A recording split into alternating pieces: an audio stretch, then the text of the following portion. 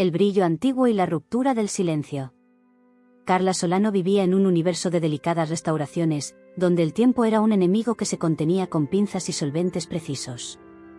A sus 38 años, su taller en un barrio histórico de la Ciudad de México era su santuario.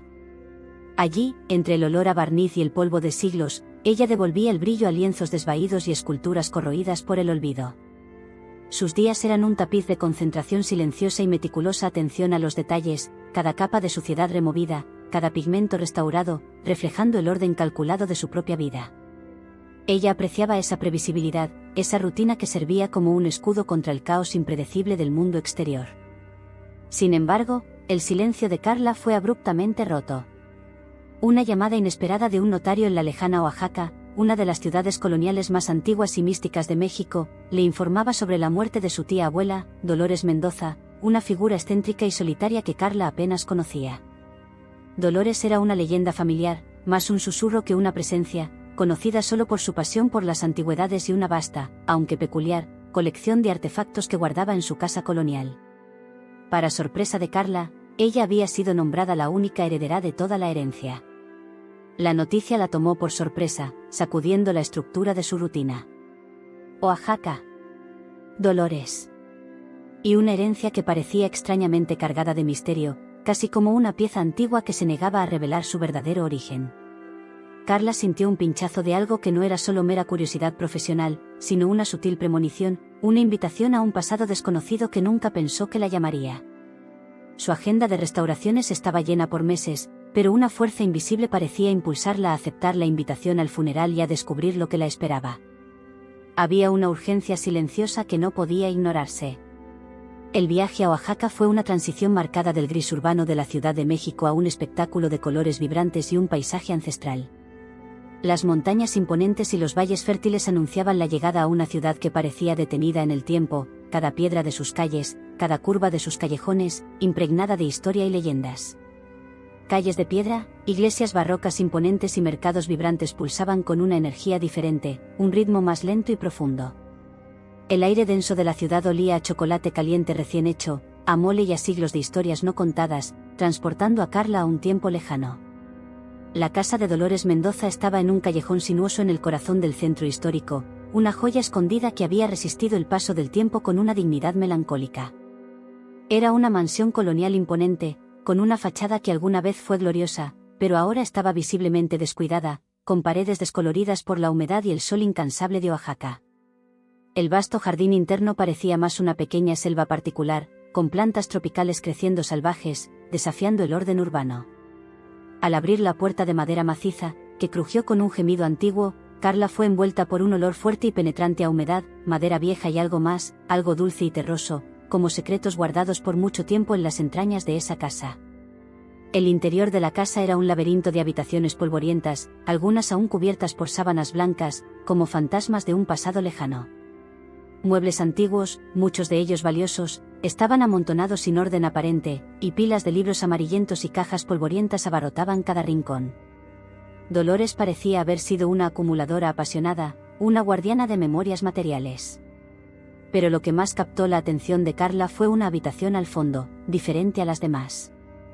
Era el despacho de Dolores, un espacio que parecía haber sido el centro de una mente brillante y obsesiva.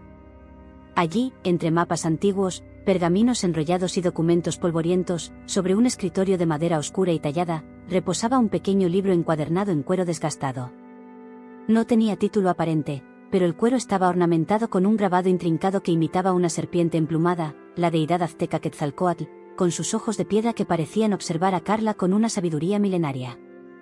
Junto al libro, había una carta sellada, con el sello de cera con el escudo de la familia Mendoza aún intacto, dirigida directamente a Carla. Con las manos temblando, una adrenalina recorriendo sus venas, rompió el sello y abrió el sobre.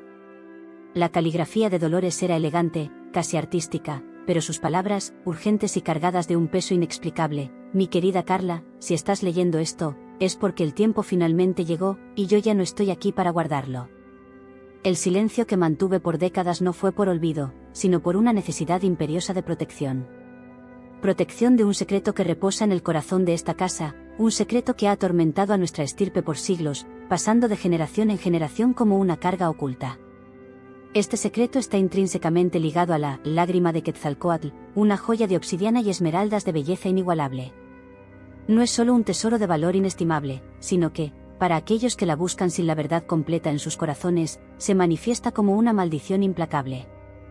No confíes en nadie que se acerque a ti o a esta casa con interés en la joya, especialmente si hablan de su leyenda.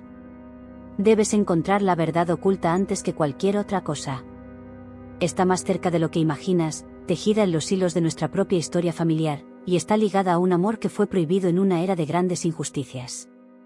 El peligro se acerca rápidamente, Carla, y es real. Sé fuerte, mi nieta, más fuerte de lo que yo jamás fui. El pasado no descansa. Vive, y ahora, te llama. Carla releyó la carta, sus manos ahora firmes, pero el corazón latiendo descontroladamente contra las costillas. ¿Lágrima de Quetzalcóatl? ¿Una joya maldita? La orden de la familia Mendoza, de la cual sabía tan poco, siempre fue discreta, pero nunca imaginó tal profundidad de secretos y sacrificios. Sus ojos, instintivamente, volvieron al pequeño libro con el grabado de la serpiente emplumada. ¿Sería ese el diario de Dolores? ¿El repositorio de las verdades que su tía abuela había protegido con tanto celo?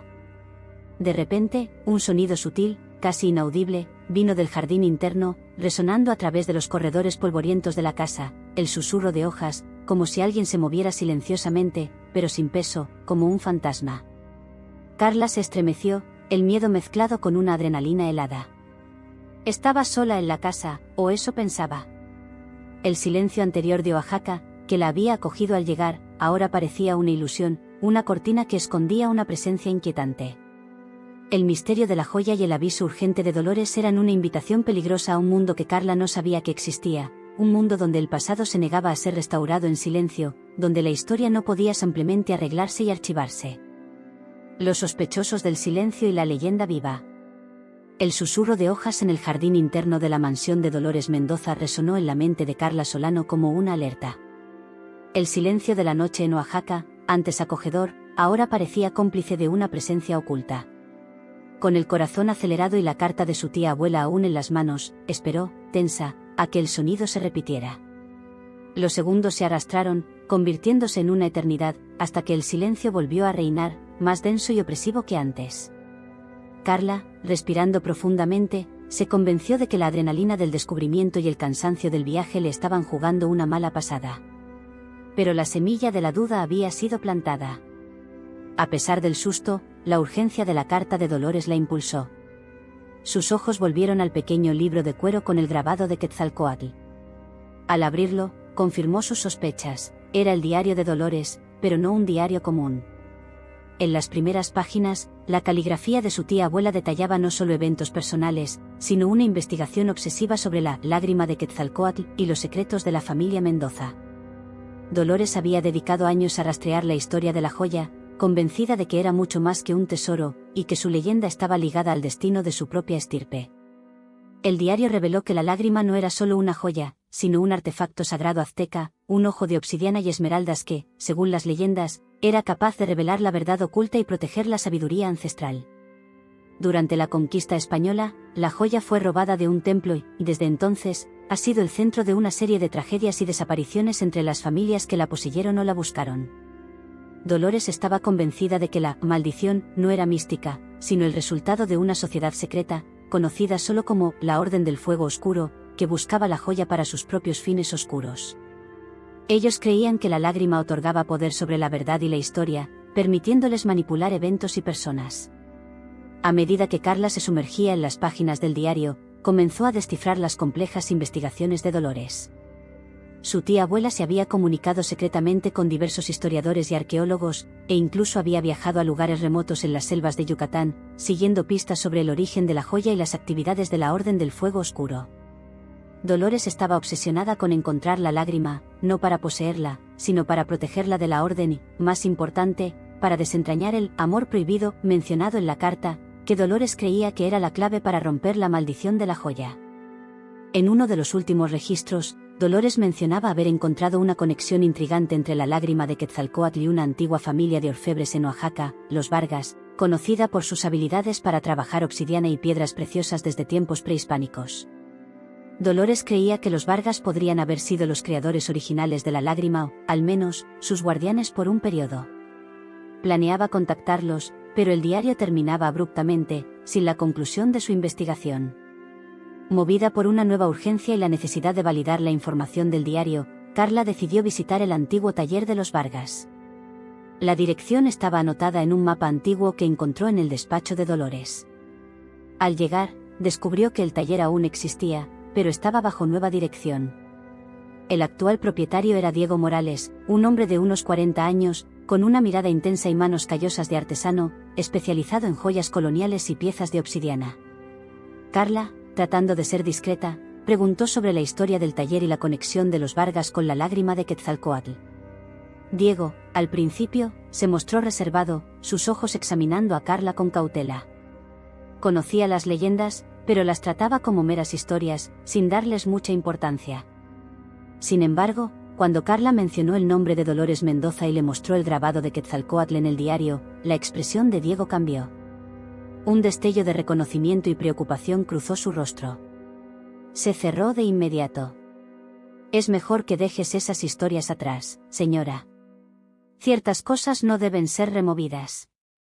A pesar de la frialdad de Diego, Carla sintió una extraña conexión con él, una chispa de algo innegable que trascendió el momento de tensión.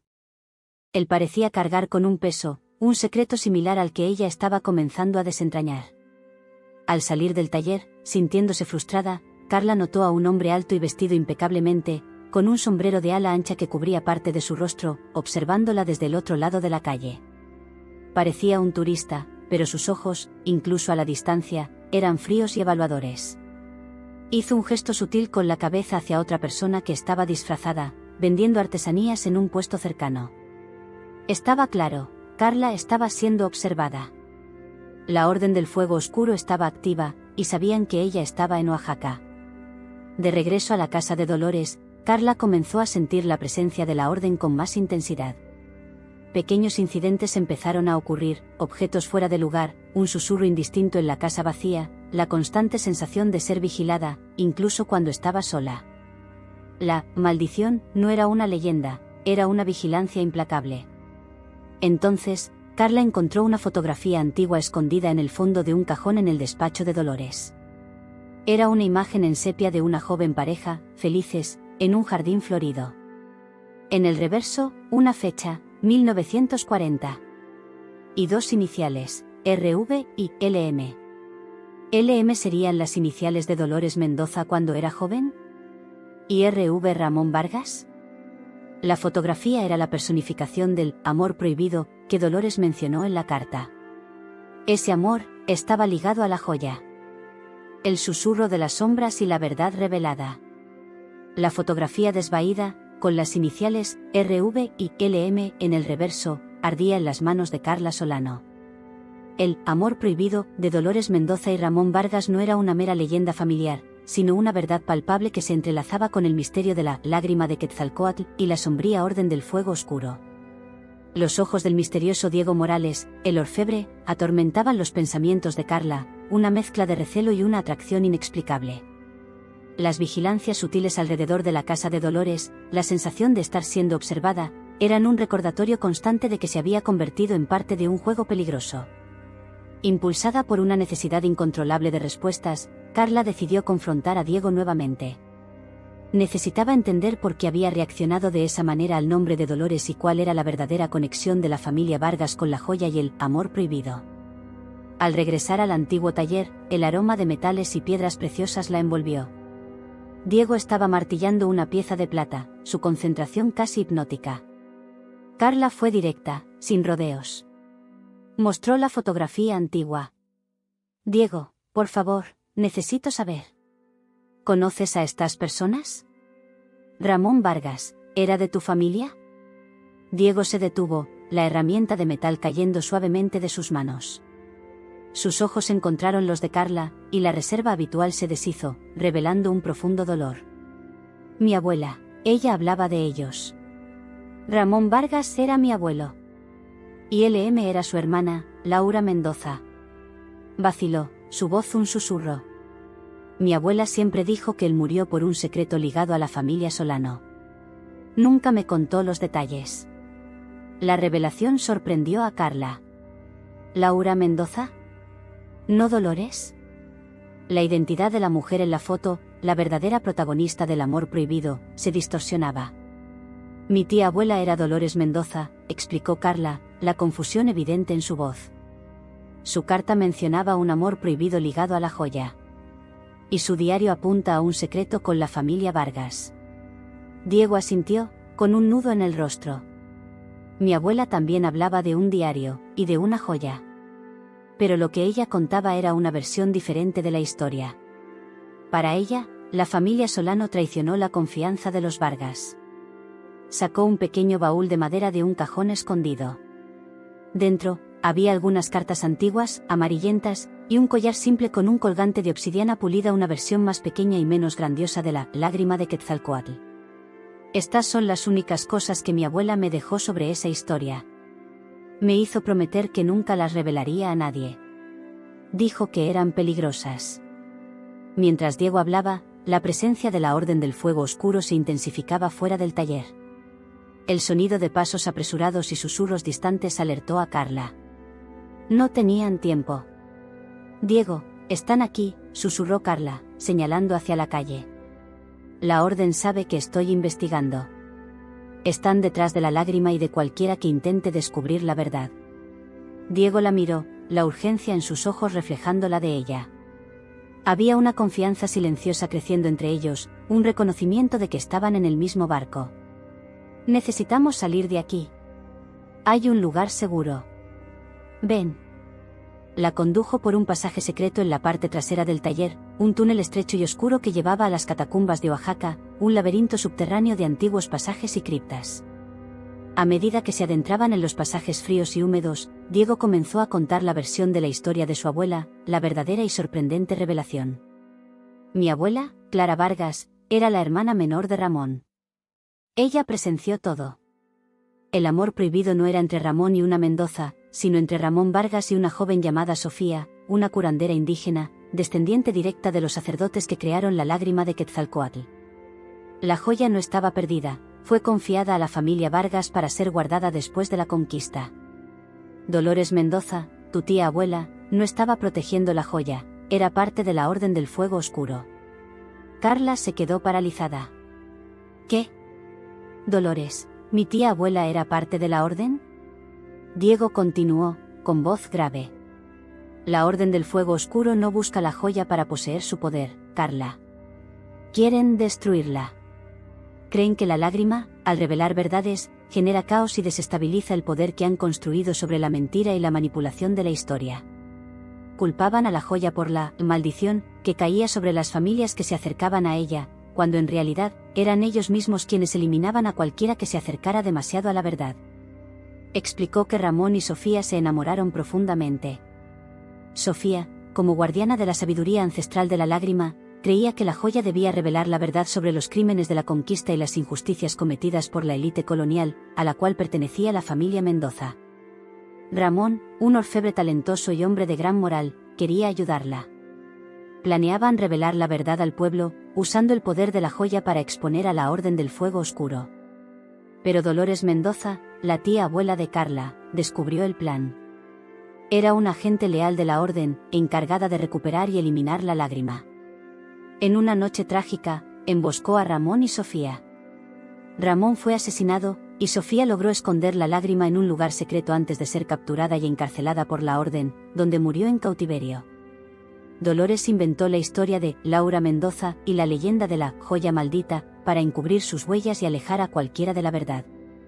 El diario de Dolores era un manual de operaciones, no un registro de investigación. Mi abuela, Clara, era solo una niña, pero vio todo, concluyó Diego, con los ojos llorosos. Heredó el collar de obsidiana de Ramón, que era una clave simbólica, y el deber de proteger la memoria de su hermano y de Sofía. Pasó su vida intentando encontrar una forma de exponer a la Orden y honrar la verdad de Ramón y Sofía. El impacto para Carla fue inmenso.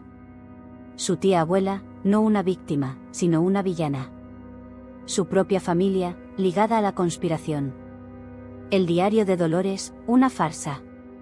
La lágrima no estaba maldita, era una fuente de verdad, y la Orden del Fuego Oscuro quería destruirla. El amor prohibido era la clave para la verdad que la Orden intentaba desesperadamente destruir. De repente, un eco distante de voces y el brillo débil de linternas atravesaron el túnel detrás de ellos. La Orden del Fuego Oscuro los había encontrado. Estaban en la entrada del túnel. Carla sintió miedo, pero también una furia fría. La verdad de su familia y el destino de la lágrima estaban en sus manos. Diego tomó su mano, y una mirada de determinación pasó por sus ojos. La lágrima de Quetzalcóatl todavía está aquí, en Oaxaca. Es el único lugar seguro para ella. Pero tenemos que encontrarla antes que ellos. Y honrar el amor de mi abuelo y de Sofía. El laberinto subterráneo y la memoria del traidor. La verdad sobre Dolores Mendoza cayó sobre Carla Solano como un terremoto. Su tía abuela no era una protectora, sino una agente de la sombría Orden del Fuego Oscuro, una traidora que había asesinado a Ramón Vargas y encarcelado a Sofía, la curandera indígena y guardiana de la lágrima de Quetzalcóatl. La búsqueda de la joya ahora era una carrera desesperada por la supervivencia, con Diego Morales a su lado, mientras los pasos y las voces de la Orden resonaban peligrosamente por las catacumbas de Oaxaca. «Por aquí», susurró Diego, tirando de Carla por un túnel estrecho y húmedo. Conocía el laberinto subterráneo como la palma de su mano, un conocimiento heredado de generaciones de orfebres Vargas, que usaban los pasajes para esconder sus materiales más preciosos. El aire era pesado, con olor a tierra mojada y algo más, un olor metálico a sangre antigua, que hizo que los vellos de los brazos de Carla se erizaran. Mientras corrían, Diego reveló que su abuela, Clara, no solo presenció el asesinato de Ramón, sino que también logró rescatar un pequeño objeto que Sofía había escondido momentos antes de ser capturada, un amuleto de obsidiana negra, idéntico a la lágrima de Quetzalcóatl en miniatura, pero con una peculiaridad. No tenía las esmeraldas. Clara creía que este amuleto era la clave de la lágrima original, capaz de revelar su verdadero escondite y, tal vez, liberar su poder completo. Mi abuela pasó la vida intentando descifrar este amuleto, jadeó Diego, mostrando el objeto a Carla bajo la débil luz de una grieta en el techo.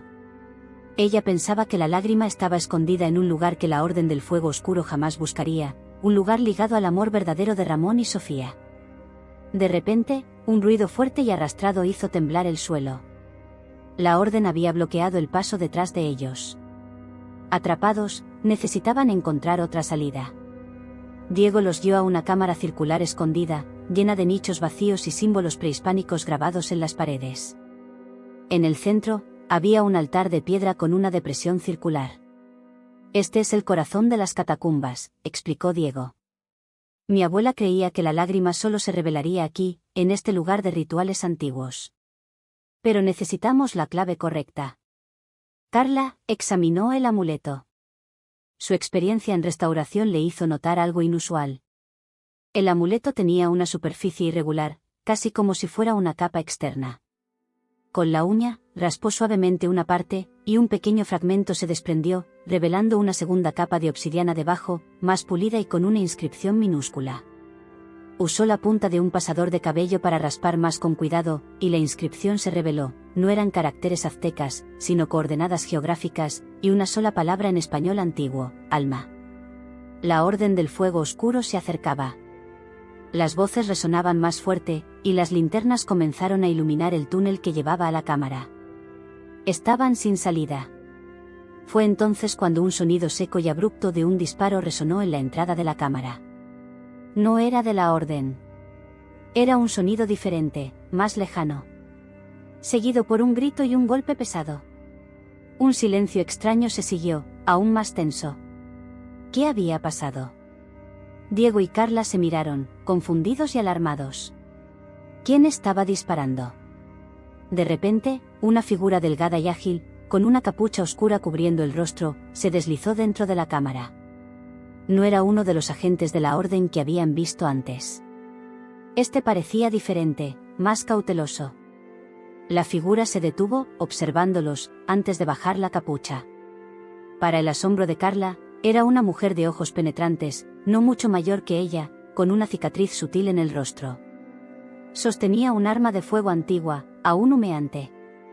«Ustedes tardaron», dijo la mujer, su voz calma pero firme. «La Orden está en masa afuera.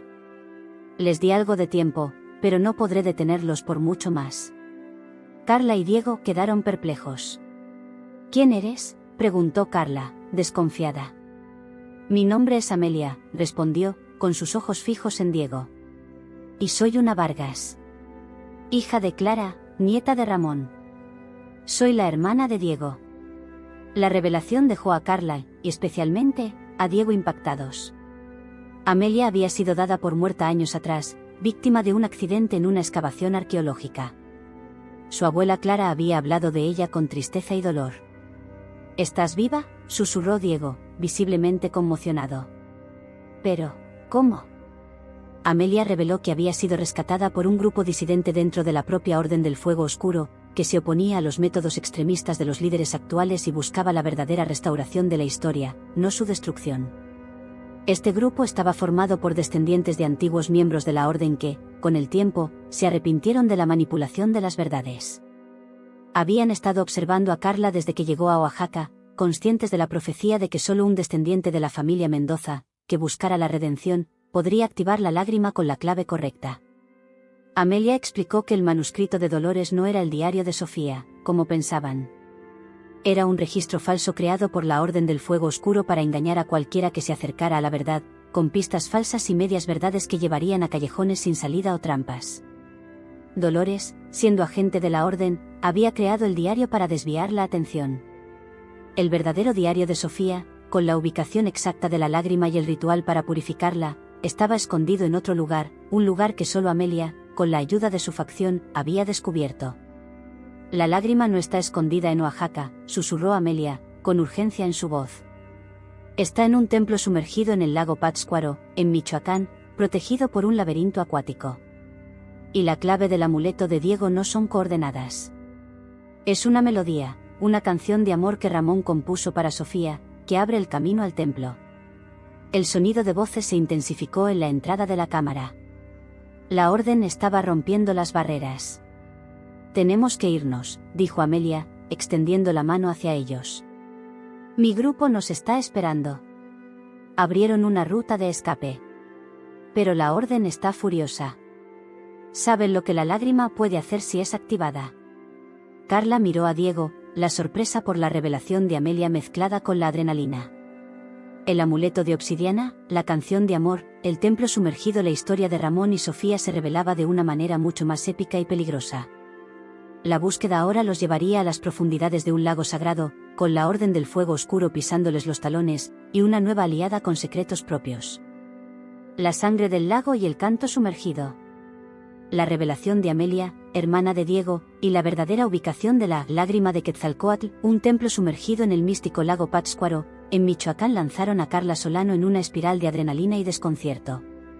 Su tía abuela, Dolores Mendoza, no era la víctima, sino la conspiradora. El diario de Dolores, una farsa. Y la Orden del Fuego Oscuro, más cruel y omnipresente de lo que jamás imaginó. Amelia, con su grupo disidente de exagentes de la Orden, había creado una ruta de escape clandestina por las antiguas catacumbas de Oaxaca. Mientras los agentes de la Orden del Fuego Oscuro invadían la cámara circular, furiosos por haber sido engañados, Carla, Diego y Amelia se deslizaban por túneles secretos, guiados solo por la memoria de Amelia y la urgencia de su propósito. El peligro era palpable, el sonido distante de pasos y voces de la Orden siguiéndolos era un recordatorio constante de que estaban siendo cazados. La fuga los llevó a un lugar seguro y discreto en las afueras de Oaxaca, un pequeño escondite mantenido por el grupo de Amelia. Allí, ella explicó a Diego la verdad sobre su accidente, años atrás. No fue un accidente, sino un intento de la Orden de eliminarla, porque había comenzado a cuestionar sus métodos e investigar a fondo el pasado de su propia rama familiar dentro de la sociedad secreta. Había descubierto la farsa de Dolores y el verdadero objetivo de la Orden: controlar el flujo de información y borrar cualquier registro que pudiera desestabilizar las narrativas que habían construido durante siglos para mantener el poder. Amelia reveló que el verdadero diario de Sofía, la curandera indígena y amante de Ramón, estaba en posesión de su grupo. Este diario contenía el ritual para activar la lágrima y, más importante, la melodía secreta que Ramón había compuesto para Sofía, la verdadera clave del amuleto de obsidiana de Diego y el portal hacia el templo sumergido. La melodía no era solo una canción de amor, era un código vibracional que se conectaba con la energía del templo y de la joya. El viaje al lago Pátzcuaro, en Michoacán, comenzó bajo un velo de sigilo. El paisaje cambiaba drásticamente de desiertos áridos a la exuberancia verde de las montañas de Michoacán, salpicadas de pueblos de pescadores y campos de agave. El lago Pátzcuaro, un espejo de agua vasto y brumoso, con sus islas misteriosas y la niebla matutina, tenía un aura de antigüedad y secretos. La leyenda decía que el lago era un portal al mundo de los espíritus. Al llegar, encontraron un pequeño grupo de pescadores de la etnia purépecha, aliados secretos del grupo de Amelia, que los esperaba con un bote tradicional. Estos pescadores eran los guardianes de una estirpe que, durante siglos, observaba el lago y las leyendas sobre el templo sumergido. Habían preservado las historias y los conocimientos antiguos, esperando el momento adecuado para que la lágrima fuera activada. En medio del lago, donde la profundidad era mayor y la niebla más densa, los pescadores indicaron un punto específico. «Es aquí», dijo un anciano, con voz ronca. «El templo yace abajo, protegido por las aguas y los espíritus ancestrales. El corazón de Quetzalcóatl espera». Mientras se preparaban para bucear, Diego sintió que el collar de obsidiana en su cuello se calentaba, y Carla, al tocarlo, sintió la misma energía. La melodía de Ramón y Sofía comenzó a resonar en la mente de Diego, una canción de amor y pérdida. Fue entonces cuando las aguas del lago comenzaron a agitarse violentamente, y una serie de botes a motor apareció desde la niebla, rodeándolos. Eran agentes de la Orden del Fuego Oscuro, armados y determinados. Los habían seguido. Liderando el ataque estaba un hombre de rostro frío y mirada calculadora, a quien Amelia reconoció con un escalofrío: Gabriel Montiel, uno de los líderes de la facción extremista de la Orden, responsable de su supuesta muerte. «Entreguen la joya y el amuleto, y tal vez sus vidas sean perdonadas», gritó Gabriel, su voz resonando sobre las aguas. «La verdad es un privilegio para pocos, no un derecho de todos». La tensión era insoportable. Los pescadores, aunque valientes, estaban superados en número y armamento. Diego miró a Carla, la determinación en sus ojos mezclada con una pasión abrumadora. «Tenemos que ir. Ahora». Tomó la mano de Carla, y la conexión entre ellos era innegable, una llama encendida en medio del caos. «Activa la melodía, Diego», gritó Amelia, mientras el grupo de pescadores intentaba repeler a los atacantes. «Yo los retrasaré». Diego, cerrando los ojos, comenzó a entonar la melodía de Ramón y Sofía. No era solo un canto, era una invocación. La narradora describe la melodía como algo etéreo y antiguo, que parecía venir de las profundidades del tiempo, cargada de amor y dolor. A medida que la melodía resonaba sobre las aguas, el collar de obsidiana de Diego brilló intensamente. De repente, las aguas bajo el bote comenzaron a burbujear y a brillar con una luz verdosa, revelando los contornos de una estructura antigua. El templo sumergido se estaba revelando. Pero el sonido de la melodía también atrajo algo más. Desde la superficie del lago, una sombra esguía y oscura emergió de las aguas, más densa y furiosa que nunca. No era solo una aparición etérea, parecía tener una forma serpentina, con ojos de esmeralda que brillaban con odio. Era una manifestación acuática del susurro de las mentiras, invocada por el intento de activar la verdad. «La sangre de la verdad los ahogará», rugió la sombra, su voz un eco cavernoso que parecía venir del fondo del lago, enviando ondas de terror. Intentó atacar el bote, pero la melodía de Diego y la luz del templo la repelían momentáneamente. «Salten», gritó Amelia, disparando su arma para retrasar a los agentes de la Orden que se acercaban peligrosamente. Sin dudar, Carla y Diego saltaron al agua fría y oscura del lago Pátzcuaro, siguiendo la luz que emanaba del templo. Las balas zumbaban sobre ellos, y la sombra del susurro se lanzaba sobre la superficie del agua, intentando atraparlos. El amor entre ellos, la urgencia de su propósito y la melodía ancestral los arrastraban hacia las profundidades, hacia el corazón del misterio, mientras la Orden del Fuego Oscuro se preparaba para el ataque final. Las cámaras olvidadas y la prueba de amor. El agua fría y oscura del lago Pátzcuaro engulló a Carla Solano y Diego Morales, alejándolos del caos de la superficie. Arriba, el grito furioso de Gabriel Montiel, de la Orden del Fuego Oscuro, y el rugido cavernoso del susurro de las mentiras acuáticos se desvanecían, amortiguados por el grosor de las aguas. La melodía de Ramón Vargas y Sofía, la canción de amor ancestral de Diego, resonaba en sus mentes, guiándolos como un sonar hacia la luz verdosa pulsante que emanaba de las profundidades, el templo sumergido. A medida que buceaban más profundo, la presión aumentaba, pero una extraña corriente los impulsaba. La luz del templo se intensificó, revelando una estructura ciclópea de piedra oscura, cubierta por algas e incrustaciones milenarias. Parecía haber emergido de un sueño, un monumento a una civilización olvidada. No era una construcción humana común, la arquitectura era orgánica, casi viva, con grabados de Quetzalcóatl y otros dioses aztecas adornando sus paredes. Diego señaló una grieta en la piedra, apenas visible. Era la entrada. Se deslizaron por el pasaje, y el agua dentro del templo era extrañamente clara y tibia, como si estuviera purificada por una fuente oculta. El aire era respirable, un milagro inexplicable, como si el tiempo y las leyes de la física se doblegaran a la voluntad de aquel lugar sagrado. Las cámaras internas del templo eran un laberinto de corredores y salas, iluminadas por una luminiscencia suave que parecía venir de las propias paredes. Estatuas gigantescas de guerreros y sacerdotes aztecas los observaban, sus ojos de obsidiana reflejando la luz.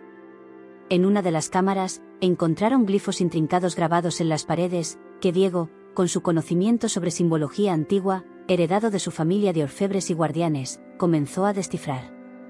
Los glifos contaban la verdadera historia de la lágrima de Quetzalcóatl. No era solo una joya, sino un artefacto de conexión cósmica, capaz de amplificar la verdad interior de quien la poseía. Era utilizada por sacerdotes para la meditación y para revelar mentiras y corrupciones, protegiendo la pureza de la comunidad. La Orden del Fuego Oscuro había surgido siglos atrás, fundada por un grupo de nobles españoles y algunos líderes indígenas corruptos que temían la capacidad de la lágrima para exponer sus injusticias durante la conquista. La robaron y trataron de destruirla, pero fallaron, pues la lágrima solo podía ser verdaderamente aniquilada por una voluntad pura de destrucción, o purificada por un amor verdadero. La historia de Ramón y Sofía estaba grabada allí. Ramón, un Vargas, era de una estirpe de orfebres que, antes de la orden, había sido la guardiana secreta de la lágrima. Sofía, la curandera, era la última de una estirpe de sacerdotisas que sabían cómo activar la joya. El amor de ellos no era solo un romance, sino una fusión de dos legados destinados a proteger la verdad. Habían escondido la lágrima en el templo sumergido, creyendo que las aguas sagradas la protegerían hasta que el amor y la verdad pudieran prevalecer nuevamente. Mientras avanzaban, el corredor principal los llevó a una cámara ovalada. En el centro, sobre un pedestal de obsidiana, estaba ella, la lágrima de Quetzalcóatl. Era una pieza magnífica, un gran ojo pulido de obsidiana negra, incrustado con esmeraldas vibrantes que parecían lágrimas cristalizadas. La joya irradiaba una energía antigua y un brillo hipnotizante. Al acercarse, la lágrima comenzó a vibrar suavemente. Diego sintió que el collar de obsidiana en su cuello pulsaba. El amuleto, la clave, percibía la cercanía de la joya. Pero algo más ocurrió. Una serie de imágenes vívidas y dolorosas invadió la mente de Carla y Diego, casi como un rayo. Presenciaron la noche del asesinato de Ramón y la captura de Sofía, pero con detalles que ni siquiera el diario de Sofía, que Amelia había mencionado, podría contener. La visión era una proyección de la propia lágrima, que guardaba la memoria de aquel trauma. Vieron a Dolores Mendoza, la tía abuela de Carla, no como una conspiradora fría, sino como una joven ambiciosa, manipulada por un líder cruel de la orden. Fue forzada a participar en la emboscada, su rostro contorsionado por un conflicto interno, el dolor de su propia familia siendo arrastrada a la oscuridad. El acto fue una prueba de lealtad impuesta a ella. Dolores, en realidad, siempre buscó una forma de redimirse, de romper las cadenas de la orden, pero nunca lo logró. El diario que Carla encontró en su casa era, sí, un manual de operaciones, pero también un pedido de auxilio codificado, con pistas sutiles para que un sucesor purificara la joya y revelara la verdad. No era una villana, sino una víctima de la propia orden. Esta revelación sobre Dolores, su lucha interna y su deseo de redención impactó profundamente a Carla, pero también trajo una sensación de comprensión y perdón. La complejidad del bien y del mal se revelaba. Mientras las imágenes se desvanecían, el suelo de la cámara tembló violentamente. El agua comenzó a entrar al templo por grietas recién abiertas en el techo, y la luz exterior se oscureció. La Orden del Fuego Oscuro los había alcanzado y estaba usando explosivos para forzar la entrada o, peor aún, para destruir el templo con ellos dentro. De repente, el susurro de las mentiras, que pensaban haber dejado en la superficie, se manifestó dentro de la cámara. No como una sombra etérea, sino como una entidad furiosa de oscuridad concentrada, su forma casi tangible, sus ojos de esmeralda ardiendo con odio y pánico. La orden había inyectado una parte de su propia esencia en el lago para seguir la melodía, fortaleciendo la manifestación del susurro. Sabía que la lágrima estaba a punto de ser activada y que su existencia dependía de detenerlos. El susurro avanzó, sus garras sombrías extendiéndose hacia la lágrima. No purificarán la verdad. Ella pertenece a la oscuridad. Diego, reaccionando por puro instinto, colocó el amuleto de obsidiana en la depresión del pedestal de la joya.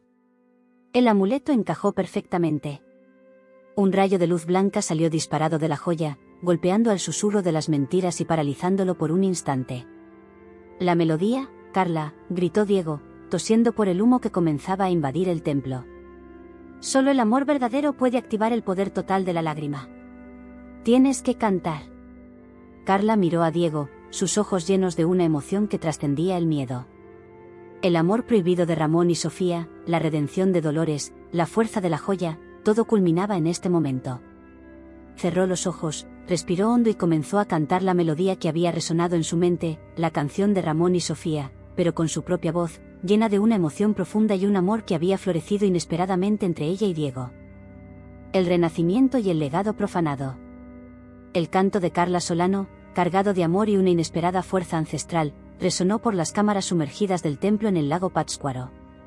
La melodía de Ramón Vargas y Sofía, entonada con la voz de Carla y el corazón de Diego Morales, hizo que la lágrima de Quetzalcóatl no solo brillara, sino que pulsara con una luz cegadora. Esa luz no era solo energía, era la verdad pura, una corriente de memorias y emociones que barrió el templo, enfrentando al susurro de las mentiras. El susurro, una entidad ahora casi sólida de oscuridad concentrada, gritó en agonía.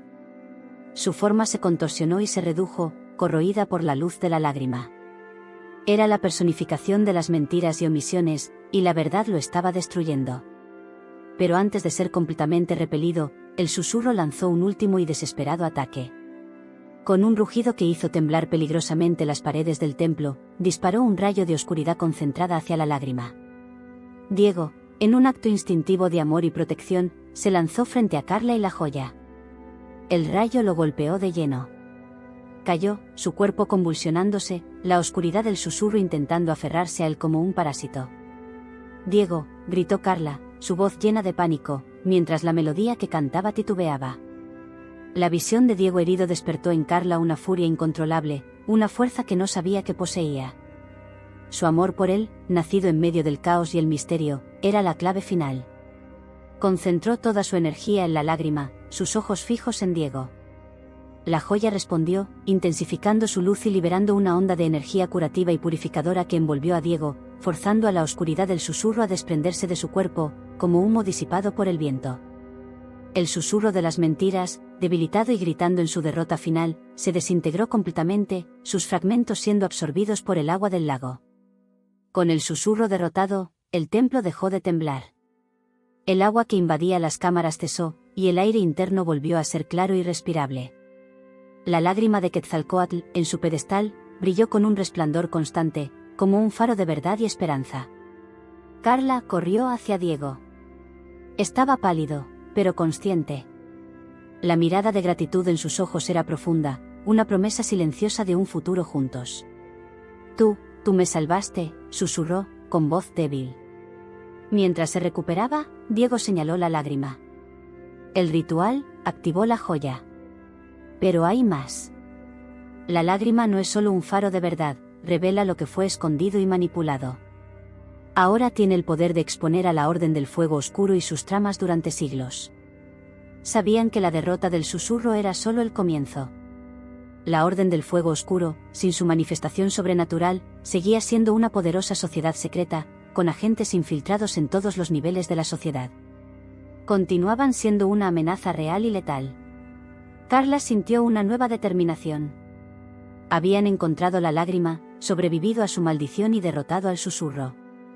Ahora era el momento de usar el poder de la joya para exponer a la Orden y honrar el legado de Ramón, Sofía y hasta de su tía abuela, Dolores, que buscaba redención.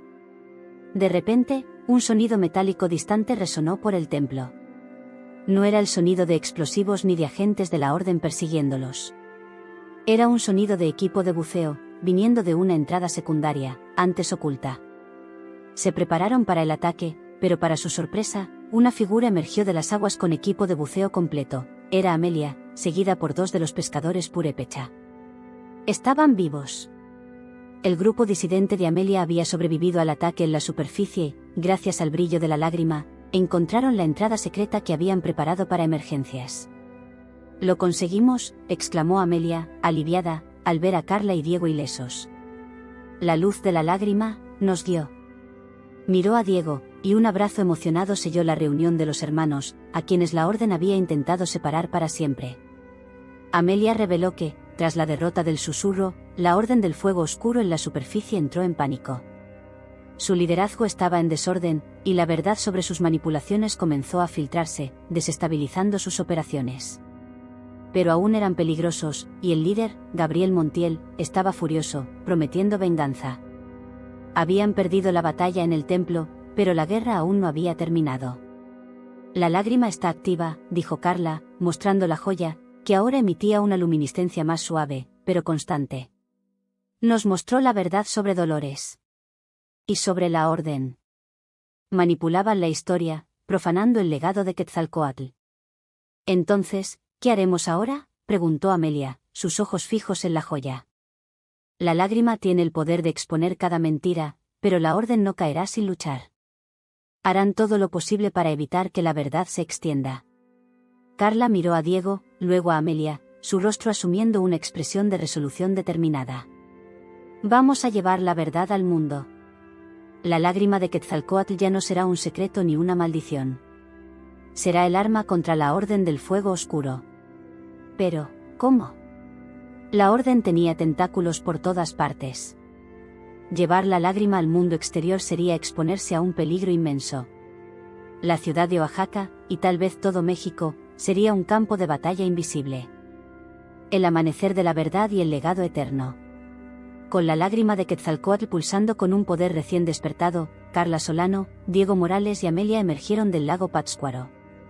La misión de encontrar la joya se había transformado en una batalla contra el tiempo para exponer a la Orden del Fuego Oscuro, una sociedad que manipulaba la historia y suprimía la verdad durante siglos. La derrota del Susurro de las Mentiras fue una victoria, pero la guerra contra la Orden aún no había terminado. Se refugiaron en un lugar seguro, una casa discreta en la Ciudad de México mantenida por el grupo disidente de Amelia. Allí, con la lágrima sobre la mesa, elaboraron su plan. El poder de la joya no era solo revelar la verdad, era amplificarla. La lágrima tenía la capacidad de materializar la información contenida en ella, proyectándola para que pudiera ser vista y comprendida por muchos, no solo por un individuo. La Orden del Fuego Oscuro basaba su poder en la invisibilidad y la negación, la lágrima sería la luz que los expondría. El objetivo principal era Gabriel Montiel, el líder de la Orden que intentó matar a Amelia y destruirlos en el lago. El grupo de Amelia había interceptado comunicaciones de la Orden que indicaban una reunión secreta de alto nivel de la dirigencia en una antigua hacienda rural en las afueras de la Ciudad de México, un lugar conocido por su seguridad impenetrable. Era la oportunidad perfecta para un ataque decisivo. La estrategia de Carla era audaz, usar la lágrima de Quetzalcóatl para proyectar las verdades ocultas de la Orden directamente durante la reunión, exponiéndolos ante sus propios miembros y el mundo. Diego, con su conocimiento sobre la joya, y Amelia, con su experiencia infiltrada, trazaron el plan de entrada y posicionamiento. En la noche de la operación, la tensión era palpable. La hacienda estaba fuertemente custodiada.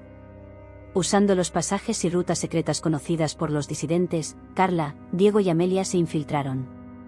El corazón de Carla latía con fuerza, pero estaba decidida. La venganza por Ramón y Sofía, la redención de Dolores, y la justicia por las vidas manipuladas por la Orden, todo dependía de ese momento.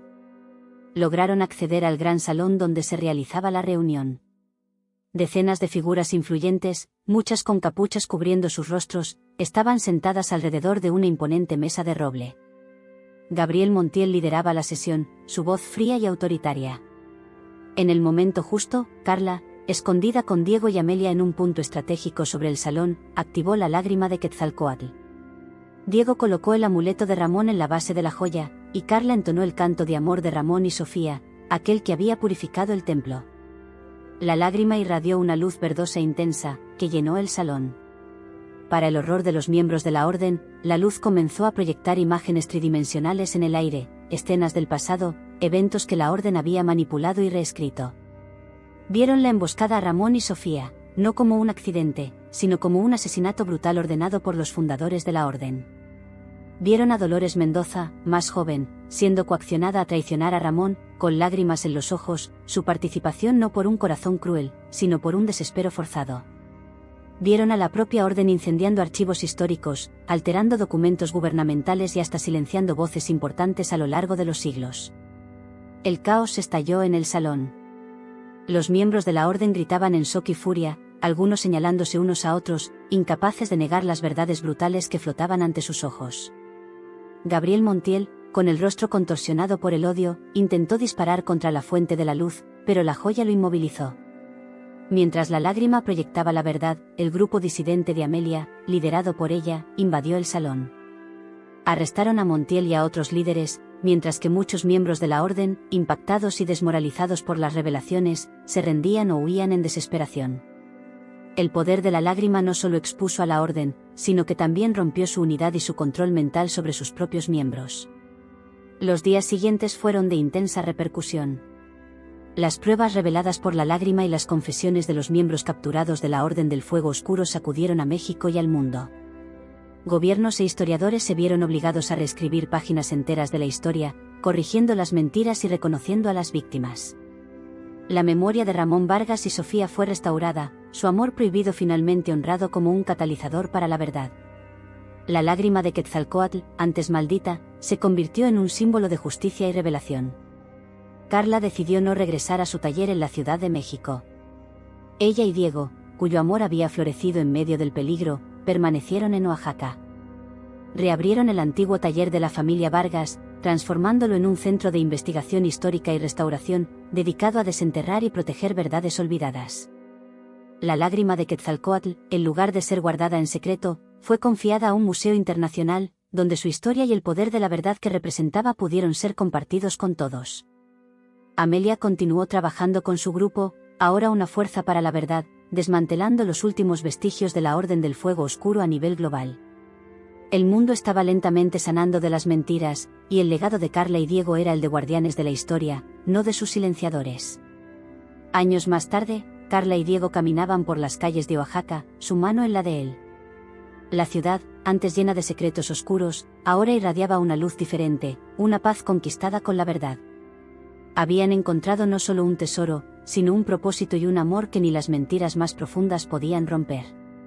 La historia de la lágrima de Quetzalcóatl, del amor prohibido y de la batalla contra la Orden del Fuego Oscuro, sería contada por generaciones, un recordatorio de que, al final, la verdad siempre encuentra un camino para brillar.